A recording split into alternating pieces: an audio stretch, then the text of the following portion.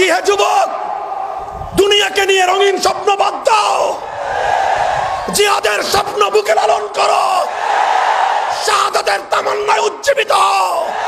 আর জাতি আলেম ওলামাদের সঙ্গে থাকো। থাকবো তো ইমানি হাতিয়ার নিয়ে আল্লাহু আকবারের ধ্বনিতে ওলামায়ে উম্মত আল্লামা বাবু নগরী, আল্লামা নূর হোসেন কাসেমী ময়দানে যখন ডাক দিবেন, ময়দানে কাফনের কাপড় নিয়ে কারা কারা বেরিয়ে আসবো।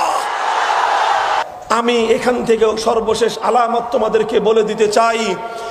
এই নরেন্দ্র মোদীর যুদ্ধাঙ্গদেহী মনোভাব, নরেন্দ্র মোদীর এই সাম্প্রদায়িক মনোভাব, নরেন্দ্র মোদীর এই জঙ্গিবাদী মনোভাব, এটা আমাদেরকে স্মরণ করিয়ে দিচ্ছে আমার নবীর গজওয়াতুল হিন্দের ঘোষণা।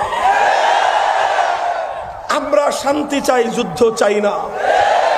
আমরা সম্প্রীতি চাই, লড়াই চাই না। আমরা বন্ধুত্ব চাই, শত্রুতা চাই না।